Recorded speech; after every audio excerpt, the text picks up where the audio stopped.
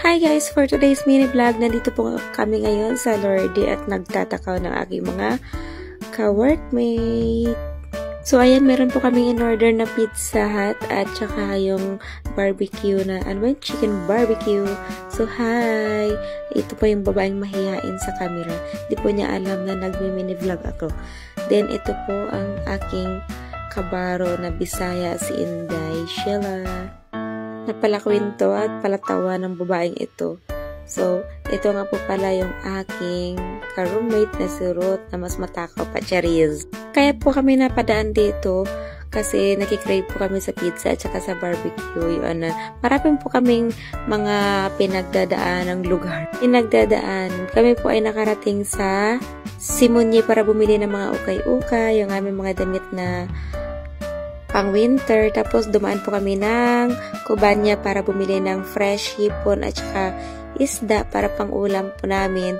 Then, dumaan po kami dito sa Lordy. Naku po, napaka-gala po namin sa araw na to dahil rest day po namin. Okay lang dahil bukas rest day pa rin naman namin po ulit.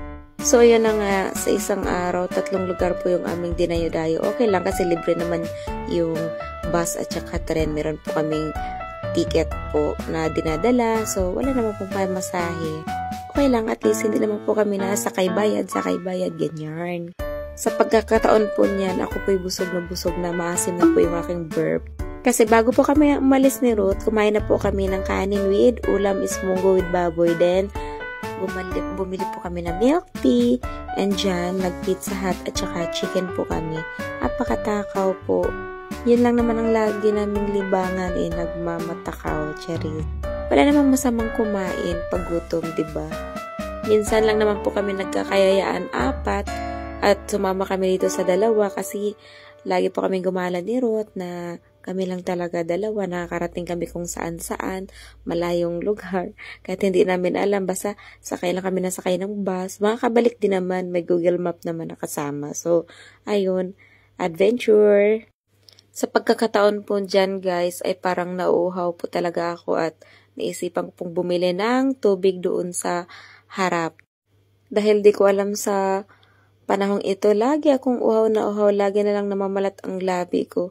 Sobrang uhaw kong parang, ewan ko baga, mana yata ako sa tatay ko na pag nauuhaw, kailangan uminom agad ng tubig. Kasi alam niyo po guys, namatay po yung tatay ko dahil sa nalason po siya sa tubig na napainom yata siya doon sa may tuburan ba? Alam niyo po yun, guys. May sakit po yun sa puso. Kaya yun, nalason at. Sa pagkakataon po niyan, guys, tinanong po ako ng tindera kung ano po ba yung tubig ko, may gas ba o wala. Lamang, di naman talaga tayo inom na may gas, Chariz. Ang ibig niyan sabihin kung soda or wala. Huwag kayong pilosopo, joke lang yon. Because tubig is life. So, ayun, kain ulit. Nilasap-lasap ko po yung manok dyan guys kasi yung lasa niya ay para pong yung sa manok sa Taiwan na 21st century, malinamnam, napaka-juicy. So ayan, pag-tripan ko yung kasama ko. Ayan, nag-hi po siya dyan at may mini vlog. Napakakulit pa talaga ng babaeng ito. Hindi po siya mahihain guys, kaya okay lang isama. So ayan, number 1 din po yan, hindi mahihain. So ayan, habang nakain, di mo alam po saan nakatingin. Uy Ruth, ano ba?